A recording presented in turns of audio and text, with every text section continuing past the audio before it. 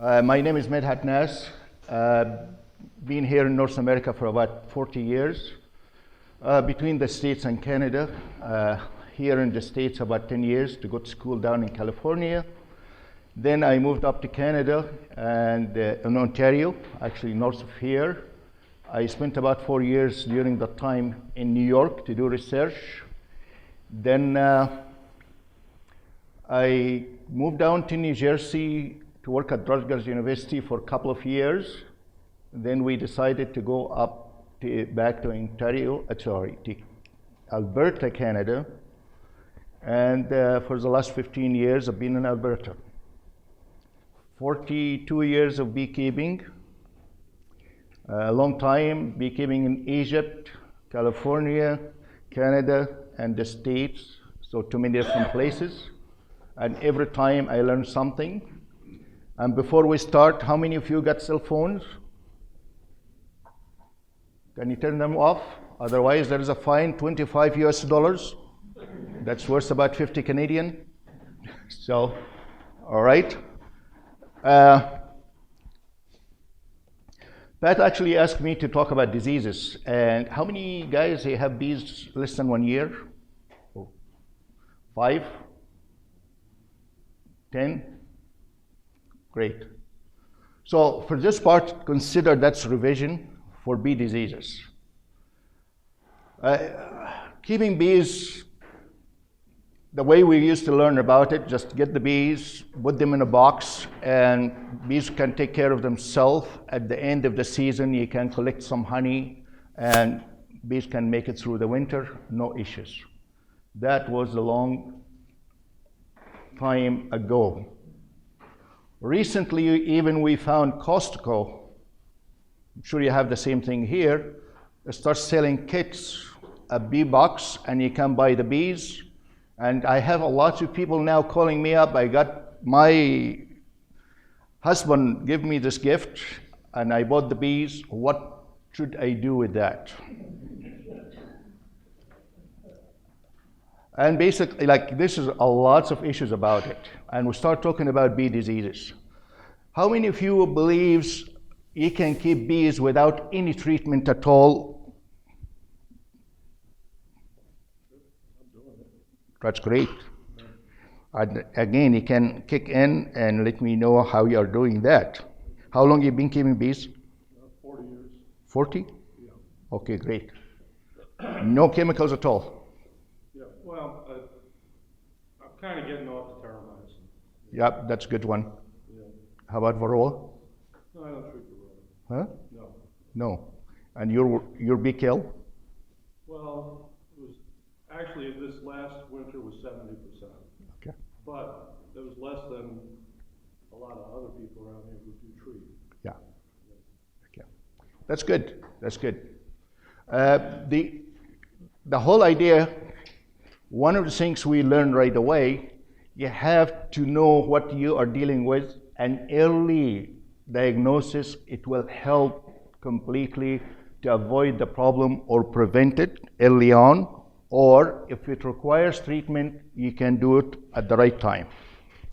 So one of the things we start talking about, you have to know what kind of pest or diseases your bees will get. Bees like livestock. They can get diseases from bacterial diseases, viruses, parasites, predators. They are susceptible to all of these kind of things. And once you know what pest you got, anytime we inspect our hives, that's why we say you have to inspect your hive once every 10 days. You have to look for and scan your frames for any symptoms. You can see different from what we call it healthy bees, so you can actually diagnose it. And once you know what's there, you start monitoring for them. If it requires to take action, you are ready to do the action. So lately, actually, in my lifetime now, I see a lot of beekeepers start buying microscopes to help them to do the diagnosis, especially for something like Nosema. It never happened before.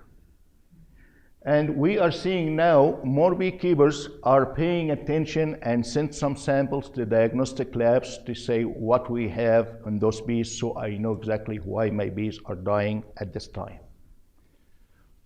One thing I learned, one time I had one bee farm or bee location. I kept several hives, and at the time I always raised mites, because that's part of my research. I call it the mite farm. One lady next door to me, she complained she lost all of her bees because Medhat kept his mite farm next to me. So she complained to the Provincial Apiculturist. It was Doug McCrary up in Ontario. So Doug, he said, Medhat, you're causing trouble. I said, okay, we can fold the research and walk away. He said, well, let me ask an inspector to go out to this lady and your place and check the place. So I said, okay, I'm gonna go with the inspector. We went out there. As we walk into the bee yard, we can smell the American FOULBROOD. So entirely was something different. The lady started arguing with me and the bee inspector, and she said, it doesn't look like the books. And I realized at the time, most of our books, it shows one thing: the proper status of a perfect picture of American FOULBROOD to be in your hive when the hive already gone. At the same time, she said, show me how the healthy bees looks like. And that really brought to me, maybe this is something we have to consider when we teach people how a healthy bee looks like first. It becomes a standard, so we can compare to that. So that's what I learned from that lady. So this is the eggs. You can see one single egg in each cell at different angles. That tells me the queen is doing a good job. If I look at the larvae here, all of them, they are nice, good looking larvae. There is no discoloration, nothing wrong with that. And later on, some of the larvae start to be capped. So that's normal stage of development of healthy bees. And we can see the caps here. This queen is quite good. Few cells are empty, but that's normal. But the caps, dome-like, nice colored, nice shape, and there is no such thing wrong with those ones. If you look at the pupa, the same thing. Adult bees are coming out. That's healthy bees. So keep this in mind as a reference for what we are going to talk about. The first thing we learn about American FOULBROOD. Actually, across the whole world, the Bee Act and regulation in each state or province or each country based on the American FOULBROOD. The American FOULBROOD, because it's bacterial disease, very contagious. The spores will live tens of years, hundreds of years, and stay viable. The problem with the American FOULBROOD, you work with the hive. If you are working with something infected, you always carry the spores and take it from one place to another place to another place. So that's a problem. So we have here is the infective spore. That's the one that can live for quite a long time. Once the bees will ingest it, it becomes like vegetative cells and start to grow inside the bee guts. One of the things we learned about nurse bees, as they start feeding, they start cleaning cells, they get the spores in their body, and they get infection. Most of the young larvae at that time, they get about 35 spores to cause the infection as long as they are less than 24 hours. After 53 hours, they are immune. So in reality, the early stage, which we need to protect at the time, any larva less than 24 hours. So that really makes it difficult for us to recognize that at certain time we have to use some medication or we have to improve our practices to protect these larvae. What's going to happen here? You see this healthy frame, all of this nice looking larvae inside, white, there is no discoloration or anything. The caps are like the dome, not dark, and they are nice shape. If you look at the frame here, you can see sunken caps, perforated cells, caps, and you can see inside some of the scales. If I see this stage in my colony, that means I missed my diagnosis for quite a long time. All the time, when I inspect my colonies, I pull out the frame, I'm looking for one single cell. It has irregular opening here, or sunken cell, or darker color. And at the time, with the hive tool, I can open those ones and see what's inside. Keep in mind here, once I say I open these caps and see inside using the hive tool, so number one for spreading the infection is going to be your hive tool. So once I see that, so we know now we have the dead brood, sunken perforated caps, we have scales inside, and if you get this frame close to your nose, you can smell some sort of rotten fish. Actually, most of us getting old, and that smell, it goes away, it's very hard to smell.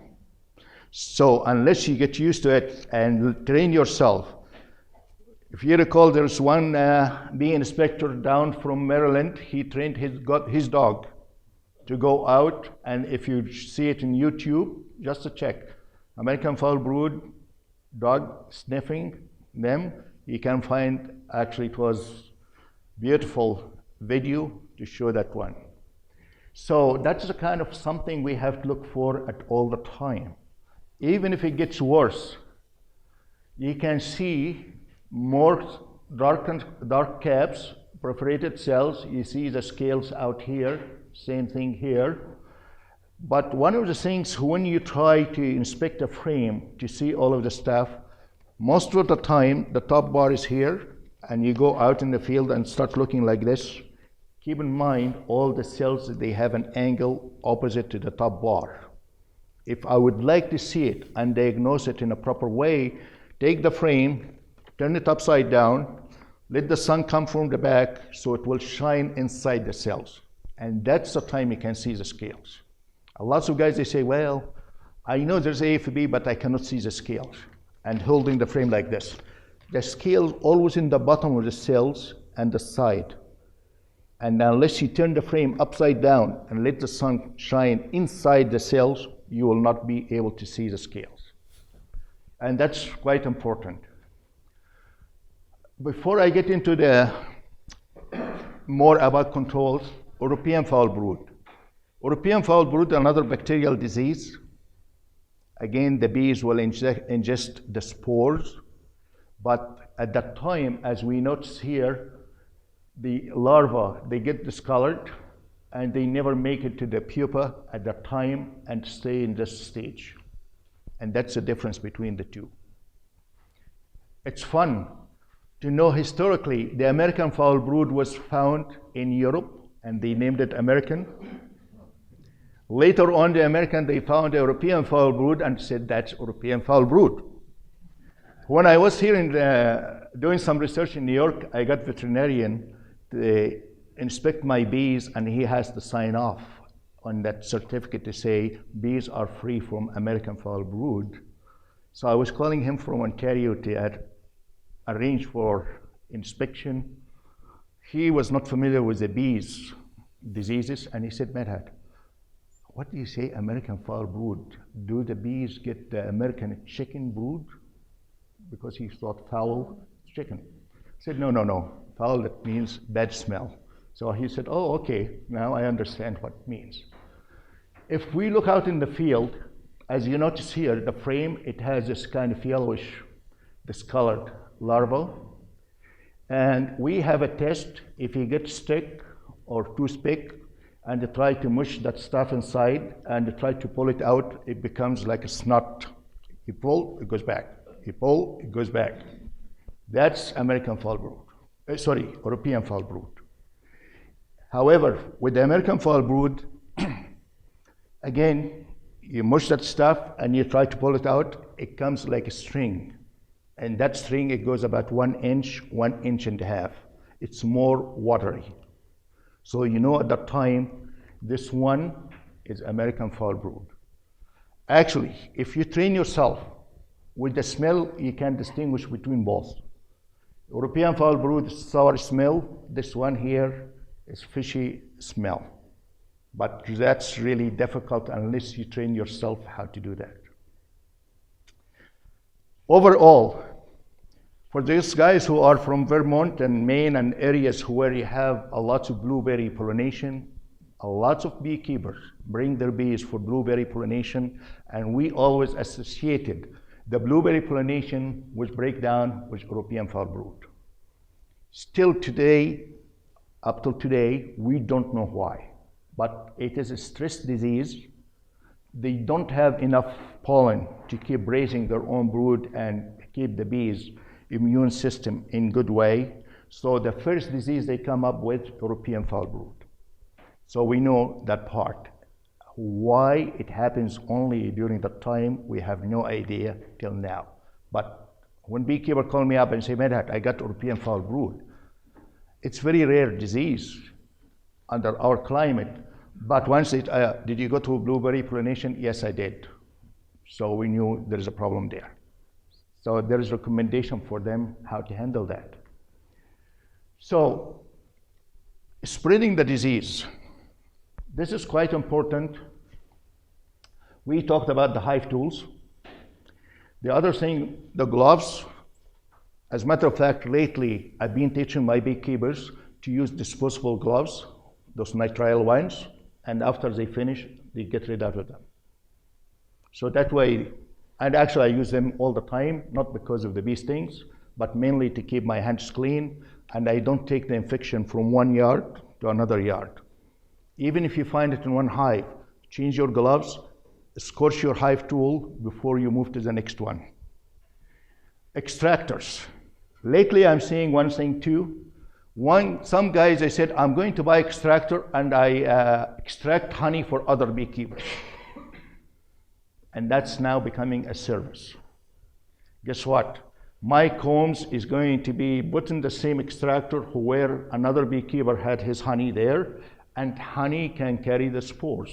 So we're seeing now widespread of diseases because I give my combs to somebody else to extract it for me, and they pay 10 or 20% of the crop in exchange of that.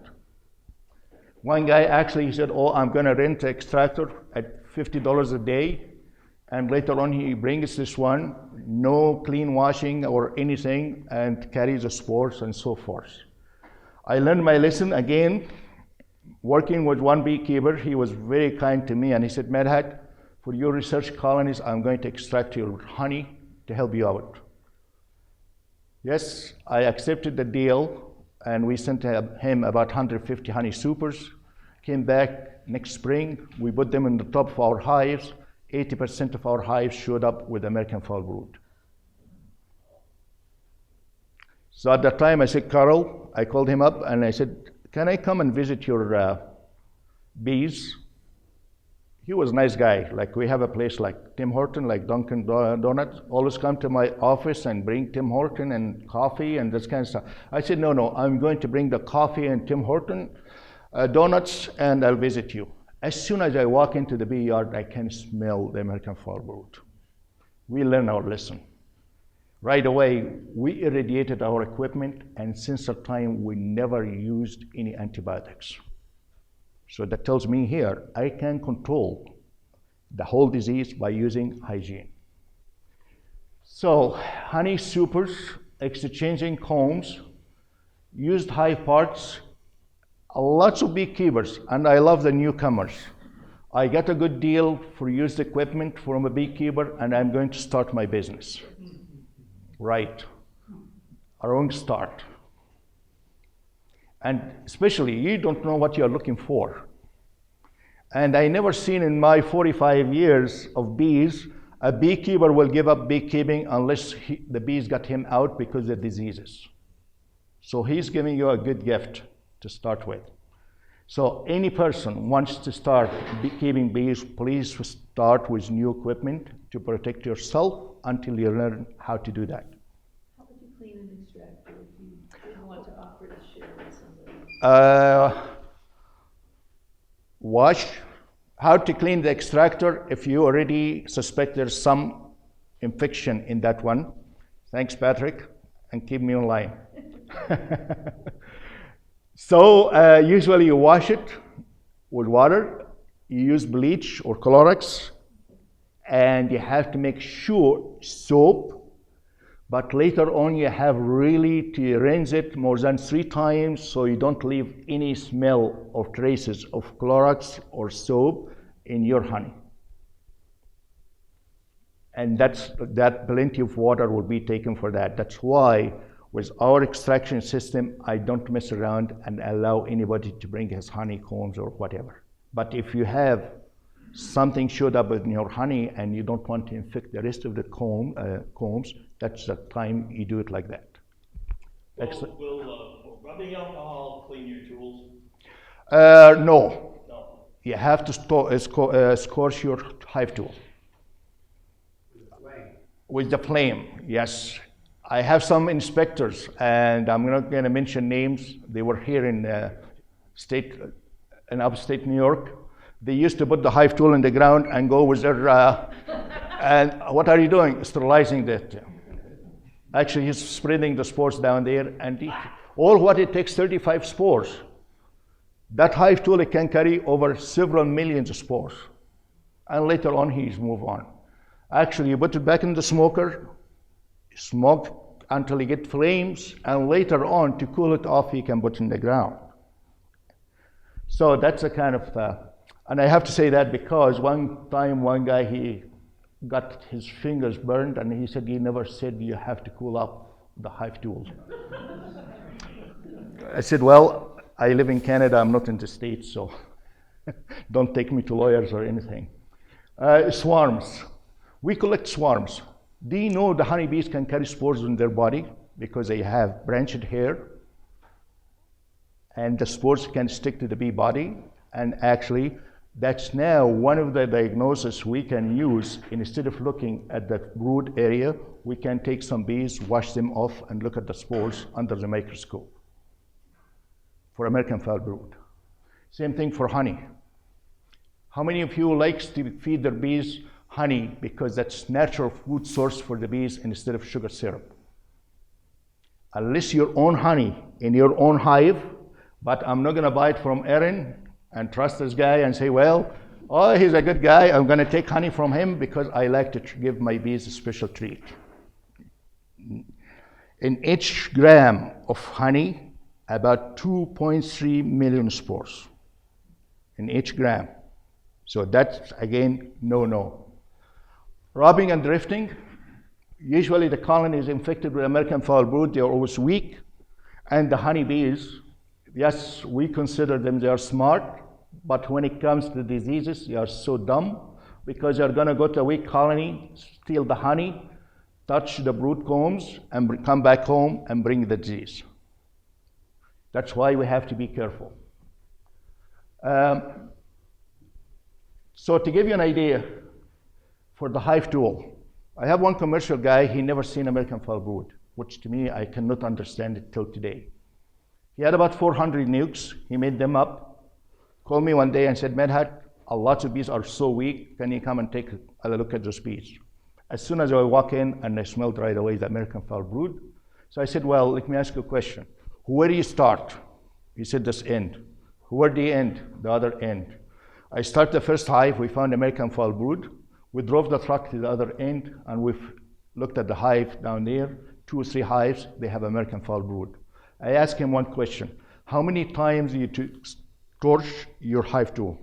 He said, why? Basically, he had to take all of those 500 nukes, shake the bees out, irradiate them, and bring them back home. So that's how serious it can be. So please don't exchange combs from one hive to another unless you know what you are doing and they are clean, there is no diseases. Don't feed honey, we already talked about it. Replace 3 or 4 combs every 4 or 5 years or every 2 years, and just to make sure your bees, they have better environment. We are using a lot of chemicals. We are using the combs over and over and over, so that's a nice way of hygiene.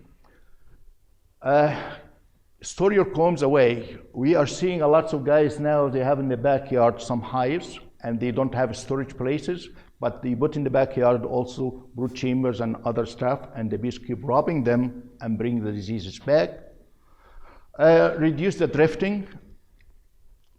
If you have a weak colony, take that weak colony right away and seal it and do something with it, but don't combine the weak colonies into strong colonies without knowing why it is weak. If your weak colony is weak for a reason, unless you know it is not because of disease, you cannot combine it. And it's so fun because most of the books, which is written before our time, it says if you have weak colony, combine it with strong ones and leave it for about 2-3 weeks, then split them back again so you still have the 2 hives. That recommendation is wrong. Always be aware, hive tools, gloves, clothing, it can transfer spores. In fact, since I work with some inspectors, anytime we go to the bee yard, before we start, we torch our hive tool. As soon as we finish, we torch the hive tool, so there is no room for error. As soon as I suspect there was something in that hive, we torch the hive tool before we go to the next one. One thing actually, especially with the small beekeepers, I always say keep in each yard 1 hive tool. Just put it under the lid and leave it there. So you don't take it from 1 yard to the next yard without taking the infection or forgetting to torch the hive tool, okay? This picture here, do you know who's this guy, Aaron? Paul Cabby. That's an old photo. Yes, very old. 1995, something like that. It was near Mike Matuzak area.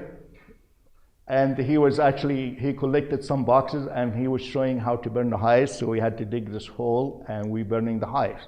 And that's the most reliable way of getting rid out of the infection of American foul brood. Yes, your question, sir. I'm a little confused. Yeah. If you don't combine weak hives with stronger hives, if you don't rotate comb with the cleanest hive, you're restricting our management tools. Yeah. So there must be some kind of caveat or... The caveat, yes. The question is, if we don't move things around and try to fix the weak ones and to try to move some combs with brood into another hive, there must be, this is very restrictive. It must be something done correctly to do this job. Beekeepers. If I trust myself and I examine the comb and I know there is no disease at all, I just move them. However, we are seeing some guys, they get excited, this colony is quite weak, shake the bees out of this frame, and without looking at them, put them right away in the second one. But before that, that's what I'm asking for. Before you do that, just look at that frame and make sure. Healthy colonies, it's healthy because there is not much diseases, but I need to confirm that. Don't trust it is healthy. But that's the caveat here. Okay? So don't just do it because you need to do it. But all the time before we move anything, we start looking, just shake the bees, quick look, and once you train yourself, it is behavior. It's like some people, they go out the washroom, walk away without washing their hands, but once you get into the habit to do that, and I learned one thing actually early this year. In a hospital, actually it was down in Alberta, and they were monitoring the doctors to see who's washing their hands or not. And guess what? The nurses, 75% were washing hands, doctors 15%. Once, 15. Once they put the cameras inside the washrooms, everybody 100%. Okay? So we don't have cameras like this in the bee yard. Okay? Just teach yourself a good habit. I made a mistake of buying some pollen from a local beekeeper and then found out that he had FOULBROOD. And so I'm trying to figure out how to dispose of that pollen. If I burn it in the yard, is any of it going to become airborne when I'm burning it? Okay, the question is, she got some equipment. I think somebody gave her a good gift for Christmas. You bought it? In a bag, pollen. Pollen in a bag. Actually, the best thing, you dig, that's why we dig the hole and burn that stuff. As soon as it's burned, you cover it with the soil again, so that way there's no chance for the bees to come back and steal some of that stuff and get exposure. But none of it. No, that's okay. No, don't worry about this part. Okay. Let's also be kind of reasonable, okay? But a lot of guys, they say, well, actually it's kind of fun here. Paul Cabby was showing us, some guys, they put that stuff and they put the lid right on the top of this one. And the lid start flying all over the place because of the fire, and he was showing us these hazards. Some guys don't like to dig the hole, and at the time you see a lot of leftover from the fire, and the bees start coming and start stealing some of the stuff. That's bad. That's why we have to dig the hole. The best thing actually lately, and I think here there is irradiation plant in New York, I believe. Yeah. So we already encourage all of our beekeepers to do irradiation, and they put the boxes here, the bee boxes with the frames inside cardboard box, and it costs $5 to do it. And I have a lot of guys are using this kind of facility. For small crops or a small number of beekeepers where they have few hives, they get together and they have truckload and ship it to this place and come back. The whole thing, it costs about $10 with the shipping and $5 for irradiation, and you get back your equipment sterilized. And it does work nicely. In terms of chemical control, there is a major change. Can you go back to the previous slide and you had a blowtorch? Yeah, that one. talk about that one. No, next. Oh, this one here. Actually, just two things here. Thanks for bringing that. The question is, how do you torch this hive, and why should we do that? Actually, there are lots of bees, wax and propolis, and most of them, they carry spores. And honeybees, they always tend to clean up the stuff and throw it away. They can ingest at the time some spores in their body, and they get infected. So if I'm going to do the torching here, I have to make sure clean up all the excess wax and propolis and percombs and everything, and start going to make sure you are burning the surface of this box. However, I got one guy from Denmark who did about 30 years research on American FOULBROOD, and he found out high pressure washer with hot water, actually it can clean up all of the stuff, and he found it is always comparable to using the torch. Okay? High pressure washer with hot water, make sure you get rid out of all this wax and propolis, and it can do a good job. Yeah. A word about torches. You can get two different kinds of torches. A standard torch is like $20. You need a starter to start the flame. If you go $50, $60, you can get an auto starter. You just pull the trigger, the torch starts. Get that one. Yeah. I've got one in my truck. I'll bring it tomorrow. Sure. Okay, I think Aaron, can you speak loud a little bit? What kind of torch? It's an automatic starting. Automatic, Spark yeah. built into it. Yeah. Pull the trigger, the torch starts. Okay. Have you heard this one? Any other questions? It's about $30 more, but Yeah. it's well worth the extra price. Okay. Any other question? Yeah, hold on, sorry. So if I were to get like next year, I have two already, I have two hives. But if I were to get more next year, does that mean that whomever I get those nukes from could have one or the other, and and it could potentially infect my hives. Okay. So you recommend like. Okay, the question is, I have some hives, I'm taking care of them, I know exactly what I have, I'm buying some new bees, what should I do at that time? Or what's the risk in this case? It's an excellent question. Keep in mind, even though we have regulation, it says any person selling bees or queens should be inspected and they should have a certificate to say, I am free from American foul brood. With my experience, I don't trust much of this paperwork. However, I get these bees, I put them in their own, and I keep watching them for about 2 weeks and making sure there is nothing wrong with them. Then I start managing them with my hives the normal way. But I will never come back and say, oh, that mucus really is starting late, let me get some brood from here and put them there. I will wait until I make sure they don't carry any diseases.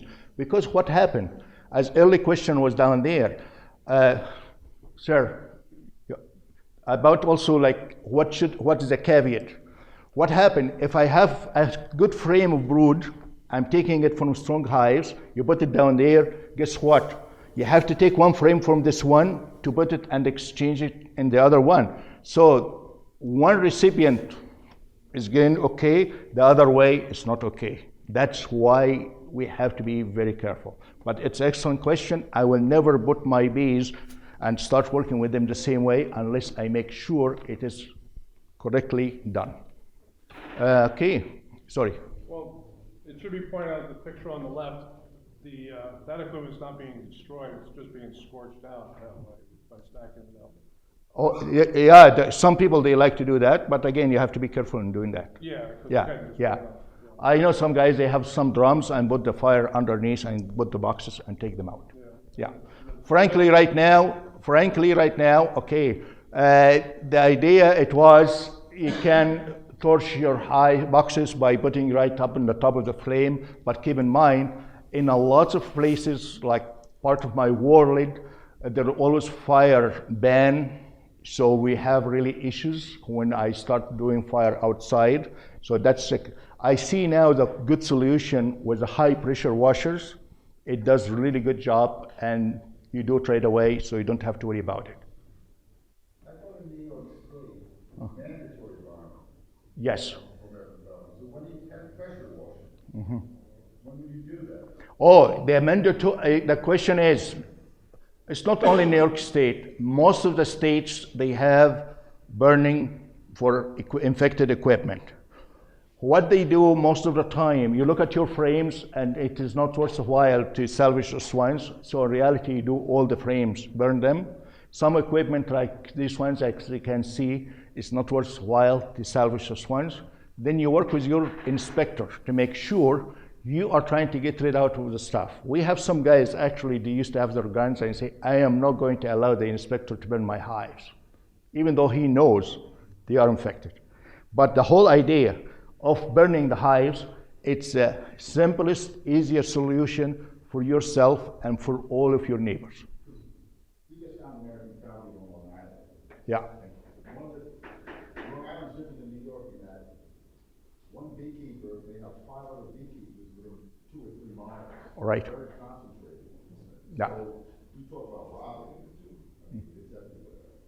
And so they burned everything they could find. The inspector actually came down, spent almost a week.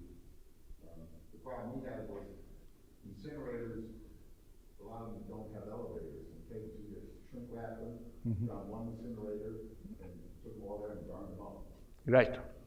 And that's what we do sometimes. Like, you know, we have this, the question is, for the inspector, like, you look at all of your best circumstances. If I am in an area where there's residential staff, there's high hazards, we can shrink wrap everything, take them to a safer place and incinerate. And actually to make sure, he's not gonna come back and say the government should pay me compensation for the equipment. We know it is already for eradicating the American foul brood. So the laws are, frankly, even though we have the laws, I don't have to wait for the laws to regulate me. This is for the sake of beekeeping and keeping healthy bees. Okay, last question here, and later on we'll continue. Yes. I've A minute ago, you said a period of time to quarantine a nuke. What was that again? The idea about if you buy new nukes, you don't really, you put it just aside, don't treat it as single hive by itself until you make sure there is no American foul brood will show up in a week or two. Because you are buying a package, and the package, the bees in the package might carry the spores. Okay, Aaron. The law in New York about burning, you have to burn the frames. You can save the wooden ones, torch the wooden ones. So that's what they're doing. And it's fall, so he's doing it as well. Mm-hmm. Okay. The last part about the American foul brood, the rules about using antibiotics is changing completely in the United States and Canada and around the globe. Lately, we've been walking into any bee supply place and pick up our package of oxytetracycline and using it prophylactically spring and fall to apply it in our hives to prevent the American foul brood from showing up in our hives. Antibiotics will no longer be available in the shelf. It has to be prescribed by veterinarians. So each state or province trying to work out a system to teach our veterinarians how to do the diagnosis and how to help the industry. So if you have any issues about American foul brood, you have to walk to your veterinarians, either take some frames or he can go to your operation and look at the bees, and based on that, he or she will prescribe a medication for you. This is mainly because of the superbugs, excessive use of antibiotics, and we are losing the antibiotics faster more than we have new ones coming. It's going to take a while, a transition time, because not all the veterinarians in North America are trained to look at bees. And that's where we are trying to find some solution. And I encourage you to talk to your state apiculturist. What is the status and how this can be handled? If you're using antibiotics, I mean, if it needs to, but have you ever tested honey to see if it's ever gotten honey? Because I know I've heard of antibiotic resistant things because we're constantly using antibiotics. Yeah. So, well, not everybody, but a lot of people. Yeah. So I just was curious if they ever tested the honey Yeah. for antibiotics, like traces of it. Yeah. The question is, if we are using antibiotics, there's high chance of contaminating the honey. Are we testing the honey for residues of antibiotics? Definitely yes. Okay. Antibiotics is like any drugs. There is a level allowed in different food products. Chicken, eggs, milk, beef. There's certain level, and that's determined actually by specialists in food toxicology and safety, based on your daily consumption and how much that will affect or impact you. Keep it in mind, even with organic product, even though they don't feed them the stuff, they can contract it from the environment, okay? The oxytetracycline, around the world, we are allowed up to 200 parts per billion. So far, honey, if it is tested, and if it is above 200 parts per billion, right away, they've been taken out of the market, and it's no good for human consumption. The question comes now, how often we check our honey? That depends on each country and their budget and what's happening out there. Like in my part of the world, in Alberta, I established a program. Every year I take 400 honey samples from randomly and send them to the lab, and we test them for antibiotics. And if we have one time, I have lots of stories, but it's going to take a lot of time for the whole day. One time, one guy was allergic to sulfur. And sulfur has been banned for the last 25 years. And unfortunately, we found sulfur in his honey. I asked a guy, like once we found that stuff, he was floored, and he said, well, how do you get the sulfur into the bees? Apparently he has German heritage, and that's the way he learned. Whatever is good for the pigs, it was good for the bees. Even we found the sulfur, it has a strawberry flavor. That's the same one he was feeding to his chicken. So we talked to him, and he said, well, no wonder, every time I drink my coffee and I put honey in my coffee, I have allergic reaction, and I know I'm allergic to sulfur. But he didn't know he's the one doing it to himself. So that comes now, it's a matter of what you call it, surveillance and monitoring and educating people. So at the level we are using it, hopefully with this system, we did not really resist it. We have a lot of beekeepers wrote to the government and said, we don't want regulation, allow us to use it. However, we need to move out of that stage and start looking for what's good for yourself and good for the public. And that's why we are moving forward with this situation. Okay. If you have any colonies infected, please contact your state apiculturist, and that's their job, because they can come and confirm and give you some recommendations. CHALKBROOD, it's disease, it's not as serious. Usually it happens when hot and humid, rainy years, cold. That's when the bees will start having CHALKBROOD. If you replace the queen right away and start feeding the colony and the season will progress, that symptoms will go away. SACBROOD, it's happening, and we are seeing more frequently now, more SACBROOD, because Varroa mites, it can transmit some of these viruses. But again, if you control Varroa, replace the queen, take care of the colony, let it build strong, that disease will go away. Now, there's few things happened here in the brood area. This is not unhealthy brood, but it's unhealthy condition of the hive. If you open the hive and look at the cells, how many eggs here? Too many. That's a sign right away, you know there is what? Laying workers. So the queen died, colony failed to replace the queen, you start finding laying workers. And the other situation here, we are finding actually the queen ran out of sperm and start laying unfertilized eggs, and that will be drone layer. Both cases, it's too bad for the hive. It's already hard to replace the queen and fix the hive at that time, but that tells you there's something wrong, and that's part of your management system.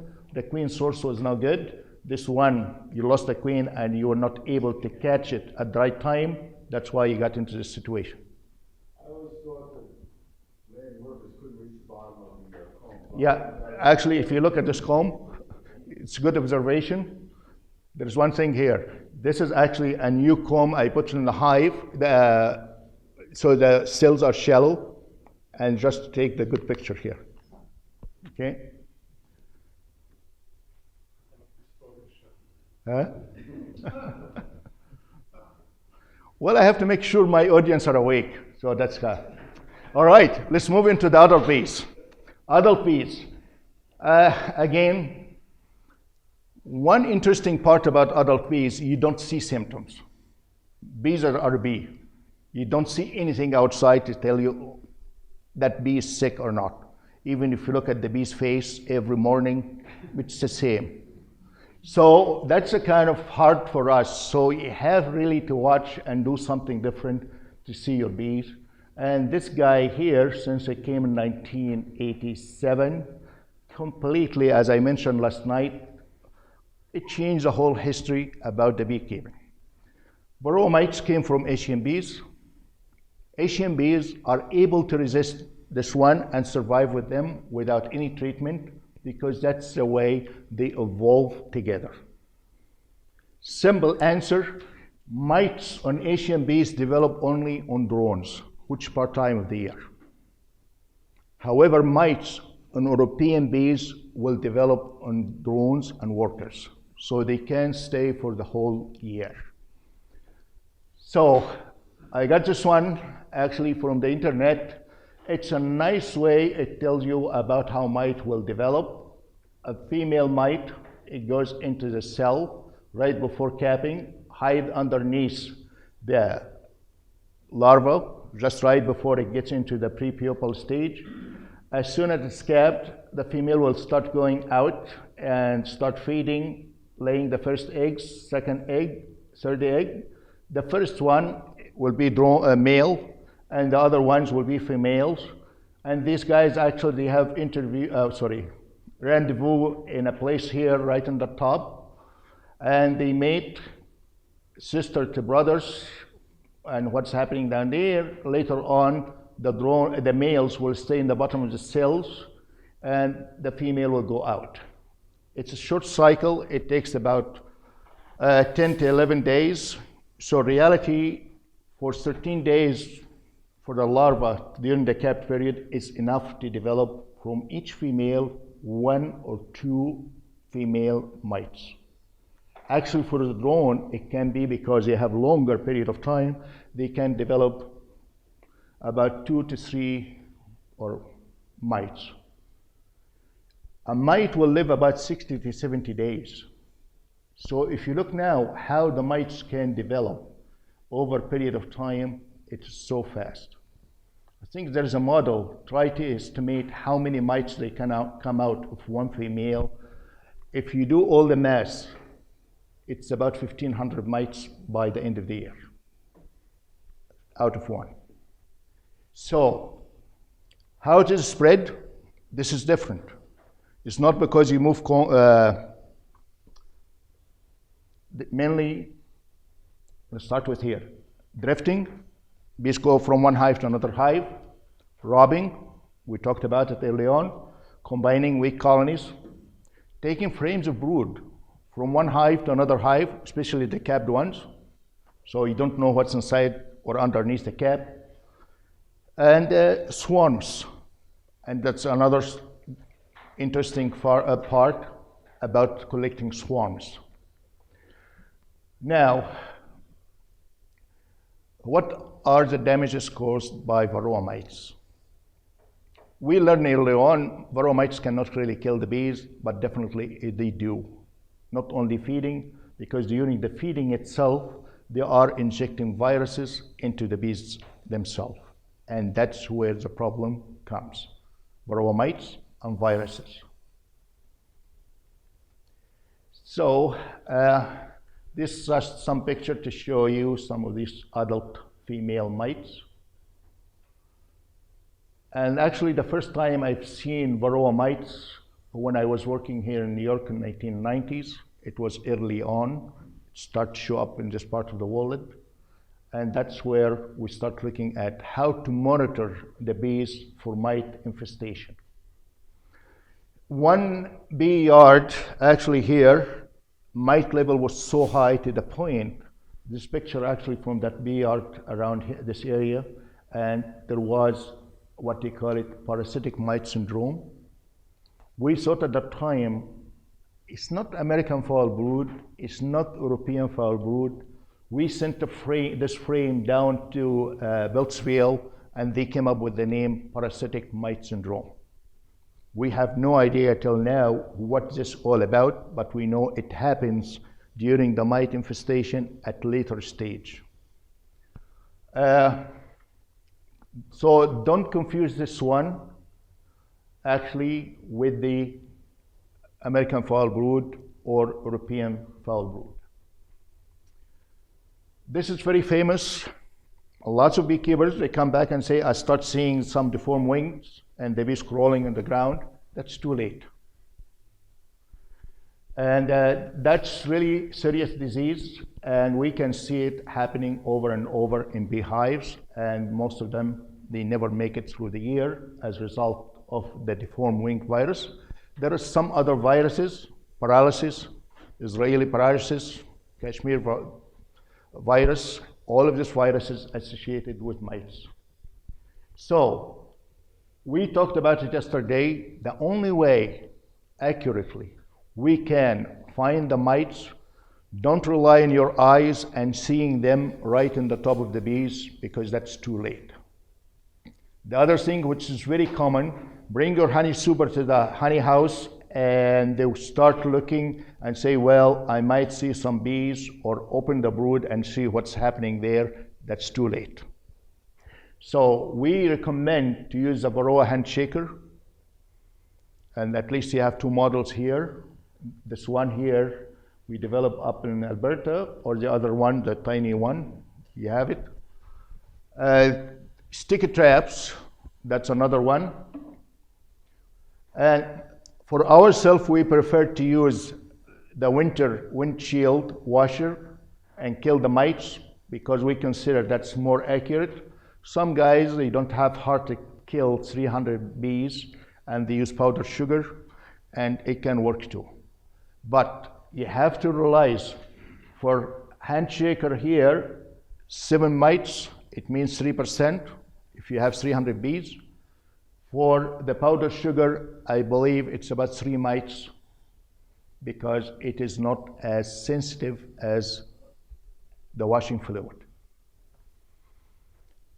How to manage the hives, keep them strong.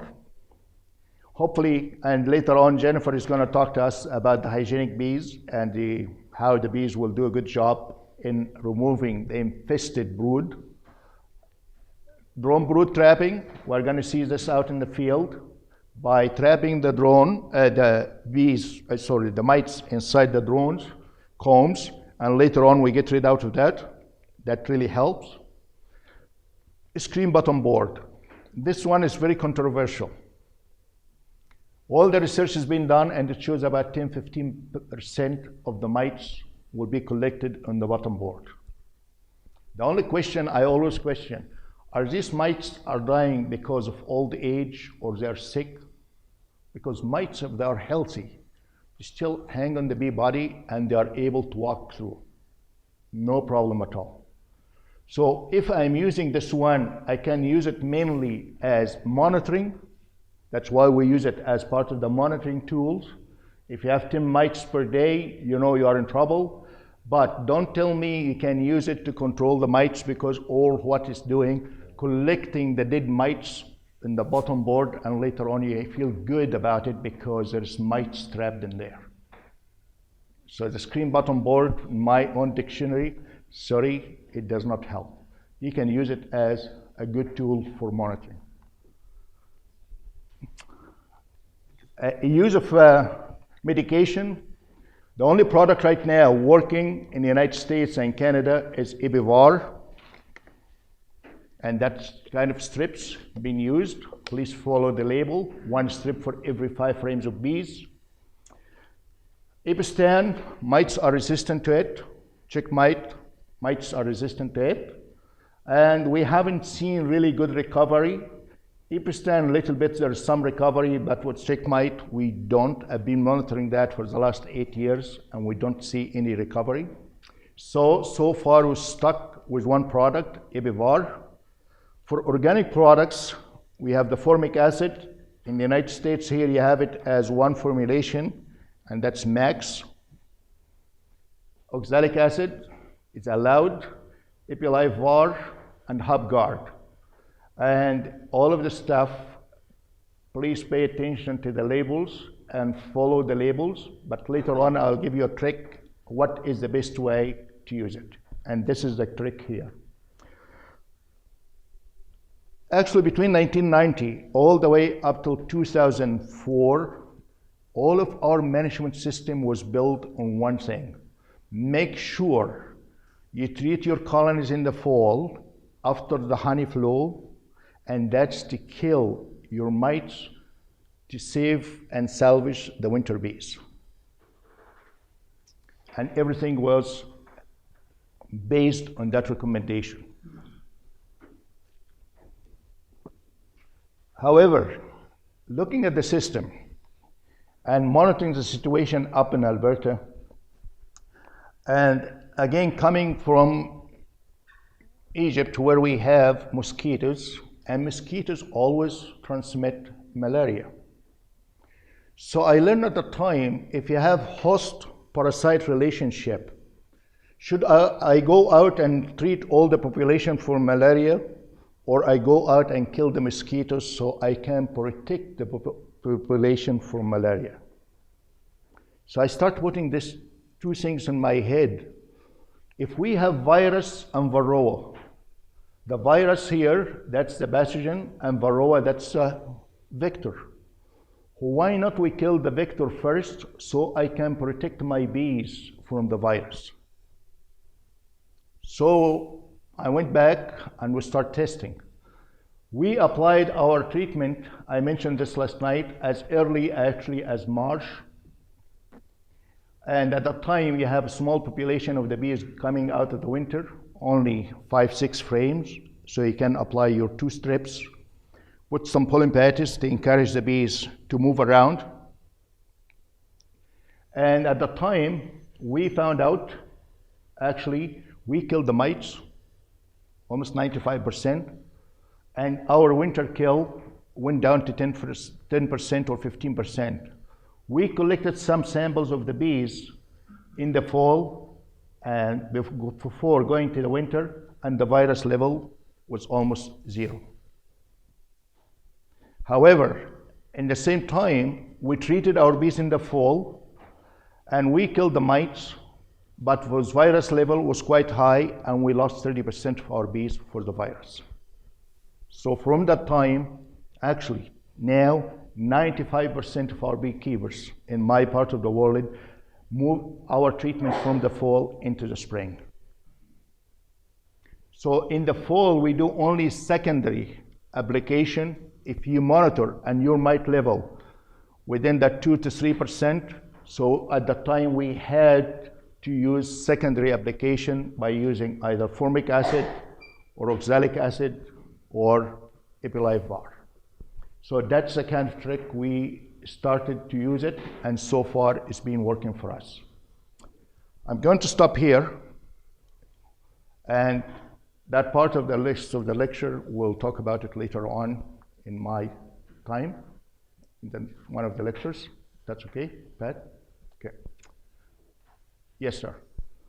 I was always under the impression that you really want to treat before you're going into your winter bee population.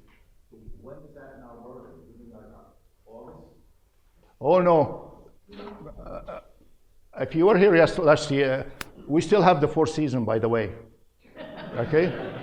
It's not snow all the time.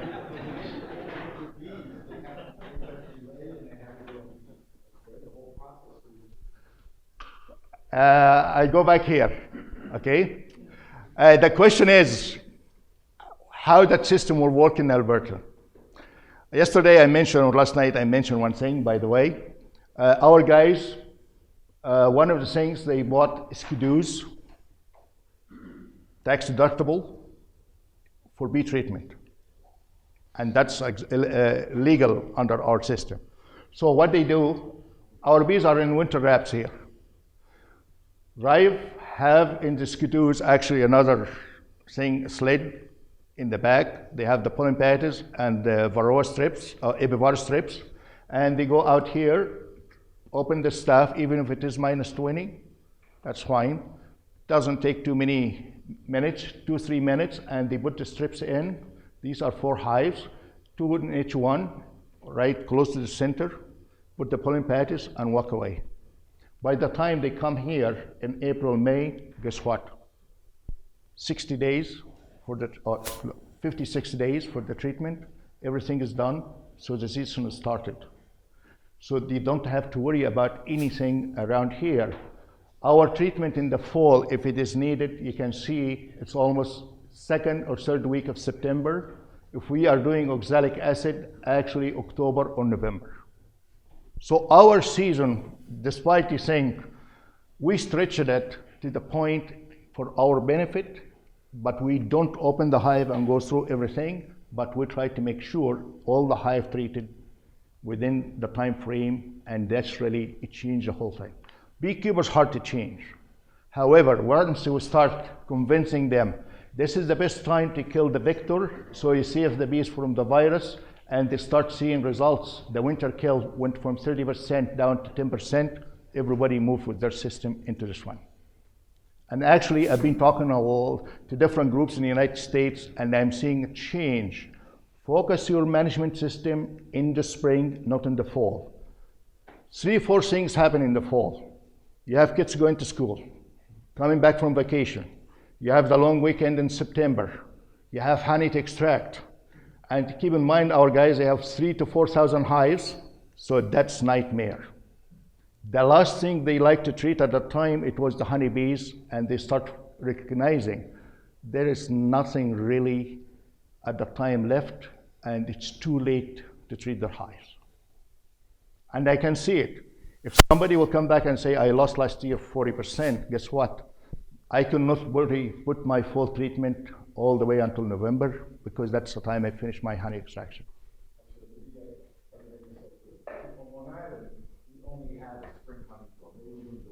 Yeah. I don't have a fall honey flow. So what a lot of guys are doing is re-queening in July, doing the brood break, because the theory is as your bee population is declining, your Varroa population is going up. Right. You really want to make sure you have good winter bees in the fall, because they're being developing in August, September. Right. So you want to we're treating in August. But because you can take the honey out, Sure. July 4th, our honey flow is almost done. Okay, yeah. The question right now, it's basically, he's trying to give us an idea. As I said, we cannot really take any recommendation as blanket recommendation. It can fit everybody. Most of my honey right now, it comes actually 6 weeks. It started in first week of July and it continue until August 15th. So now we have all of that early part of the year for build-up, requeening, splitting, and doing that stuff. But requeening and splitting by that time, by July here, I need to have a hive with 50 to 80,000 bees because my season's quite short. So a lot of management going out here. So what we did, again, working with the industry and knowing exactly their schedule, right before Valentine's Day. We have 1 week. I always have what I call it IPM, Advanced Beekeeping Workshop. Everybody comes and consider that's the start of the season. They come to the city, take their gifts to their wives. The week after that, looking after the bees. And it worked nicely, and now we don't have any way to change the system because everybody loved the fact. Except one time, I forgot, that's Valentine week, which happens at my anniversary, and I always forget it, which is put myself in trouble. But later on, I put all the beekeepers in trouble because they left and came to the workshop. So I got hate messages from the wives and saying, Medhat, don't you celebrate Valentine? I said, oops. After that, we moved it 1 week ahead and everything fell in place. So that's how we change our system. I agree with you about the system in Long Island. You finish by July and the bee's doing nothing to the rest of the year. So you have a break here to do your management, requeen, do your treatment, but I highly recommend making sure by early August your mite control is in place and your mite level is down to almost 1% or less. Okay? If you're buying your roots and your packaging and stuff in May, when do you suggest that spring treatment? If you're getting that, If you are getting new bees as packages, the question is, if you are getting new bees as packages, what do you do for the treatment? And they don't come until May. Actually, you have advantage because the bees are coming just as package. So in reality, with the package, you don't have already brood has mites inside. So if you talk to my friend Aaron here, he will tell you, go ahead and apply oxalic acid drench once or twice. Aaron, they do it in this, for packages in the spring? Once in the spring in the first 10 days. In the first 10 days. So all the mites will fall off, so you don't have to worry about it. Okay? I think I see Patrick looking at me. Patrick saying, "Shut up." I said, "Okay, no, I am catch that." Okay, go Is ahead. there an alternative to Apivar that you could recommend for using in that early treatment? The only treatment actually works Apivar. An alternative of Apivar, is there any alternative? No, because all the other alternatives require 60 to 65 degrees. And that happens in Canada, it's about May. So Apivar, and actually the good thing about it, if you are treating with Apivar in the fall here, that's a full-size hive, 2 boxes full of bees. So you are applying 4 strips, so that's about $16 in our currency. Here you are applying 2 strips, that's $8. And the population is small and the brood amount is small. Your efficacy here, guaranteed 95%, your efficacy here about 80-85%. So reality, the whole economics also work very well in this case here, and it's easy to do. If you're using the screen bottom boards to monitor, what's the threshold of 10. what you see on the tray? You have to leave it for 3 days. 3 days. 3 days, and count the mites, divide them by 3, and there are 10 mites per day. The question was, if we are using the screen bottom board for monitoring, how many mites per day to trigger treatment? I leave it for 3 days because again, the daily rate is different from day to day. So you leave it for 3 days, count the mites, add them up, divided by 3, and 10 will be the threshold. Okay? So 3 per day? No, 10, like 30, 10 per day. 10 per day. Yeah, total 30, divide them by 3, that's 10 per day. 10 per day. Okay. 5 more minutes? Okay, I'll get one more disease quickly. Eczema. Anybody believes eczema can kill bees? Oh, wow. Oh, all right. We used to know about Eczema serrana, but so far all the research is showing most of the eczema which we have here is Eczema apis. Up in Canada, actually, I've been monitoring eczema for the last 10 years. We started 50-50. Right now, almost 90% Eczema serrana, and what's left is Eczema apis. It is intestinal parasite. The bees will start feeding in the spores. It goes into the guts here, start working in the guts, and they can notice here, they keep attacking the guts layers, and later on the bees will have some sort of diarrhea.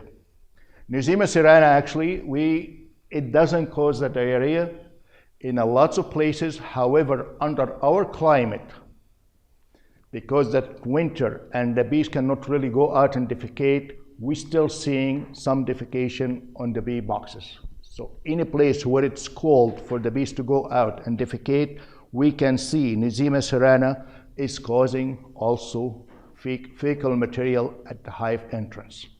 So don't say, well, that's Eczema apis, but in reality it's Eczema serrana. So we have here, we recognize it decreases the lifespan, it damages the hypopharyngeal glands, that means it will affect also the queen. It increases the queen's superciliar, and this is becoming a major problem in my part of the world, and responsible for early winter kill. Most of my guys, when they go to February, they get so excited because of what they see, 5 to 10% winter kill. By the time they go back in March or April, another 20% kill. What makes the difference? In my part of the world, are you familiar with the word Chinooks? Right? Warm climate, it comes. Huh? We call Canadians. Oh, Chinooks. No, not, we are talking about weather. Okay? With the Chinook, actually, it's gonna quite nice. 1 week, the weather will change from -30 all the way to about 40 to 50. and the bees will go out to defecate. Believe it or not, that day the beekeepers really will be so excited about it because the bees got chance to go out and defecate. If they do that defecation, that means another 5% in addition to 10, so they are 15% winter kill.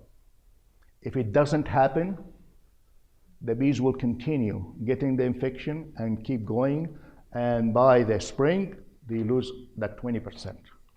So we know under our climate, we have to use fumagillin because that's the only medication it can work in that disease, and that's how we handle the whole Eczema issues.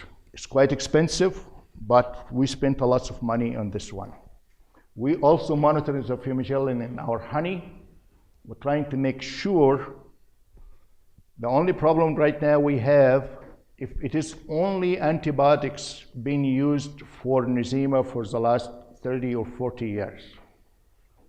We are quite concerned resistance might develop faster, and that's why also in my lab we are trying to screen for some more alternatives at this time, and it's too early to say anything. So that's the kind of product. Actually, it's produced in Alberta, and we spent a lot of money in fumagillin to protect our bees. One thing we realized, remember when we talked about irradiation? Most of my commercial guys, all the dead outs, either because Varroa or CHALKBROOD or American FOULBROOD or Eczema, they take all of the dead outs and irradiate them. And next spring, they use them using packages, and actually most of the bees develop nicely in those irradiated equipment. And now they don't have to rely on any antibiotics for American FOULBROOD or Eczema for at least 2 years. So they save the money from the chemicals and they spent it on the irradiation, and that's really doing a good job. Tracheal mites, actually it's something of the past. I spent 10 years of my life to the point I started to suffer from mitophobia. But now we don't worry about it too much. A lot of people using formic acid. Most of the bees became more resistant, and I tell you why. Actually, part of my research showed that stuff. The mites will infect the workers as well as the drones, as well as the queen. And one of the students did her work, and she found out the drone will carry double the number of mites in their body more than the worker. Keep in mind, the drone has to make it into that mating station to mate with the queens. So at the time, the only drones, they have less mites or zero mites will make it into the mating station. So that selection pressure happened outside. So within about 5 to 6 years, most of our population became naturally more resistant to tracheal mites. But at the same time, as we encourage beekeepers to use formic acid against Varroa mites, actually formic acid more effective against the tracheal mites because the bees will breathe that formic acid in the trachea here and kill the mites inside the trachea, so we don't have much impact. I believe I'll stop here. Wax moss, everybody knows about that stuff. Last thing, small hive beetle. Anybody has small hive beetle? All right. So I need your help, guys. Or Jennifer, she should give us some help here. That's where the first place they found it in South Carolina. First place to have it, but we weren't the first ones to identify it. Florida identified it first. We had the samples earlier. Right. And actually, in Alberta, we got it in 2006 from Australia because we imported some bees. However, I was able to eradicate it within that year. But I have some beautiful beekeepers. They like to challenge themselves. We had a guy got some bees from Ontario about 3 weeks ago, and they brought it to us from Ontario. So welcome to the club. Always a challenge. So I'm going to stop here. And I like, just think about it anytime you talk about diseases, and hopefully that, we're going to talk about more about diseases out in the field and some more stuff. I'm going to also change some of my talk, the next one, to talk about this stuff, to make sure we understand how to put those pieces together. This is the challenge for bees and beekeeping, and becomes more interesting actually, because if you don't know how to handle bees and diagnose it, you better find something else as a hobby. Dogs are nicer, cats, okay? Honeybees, yeah. So, thanks, and I think we're gonna take a coffee break. Thank you.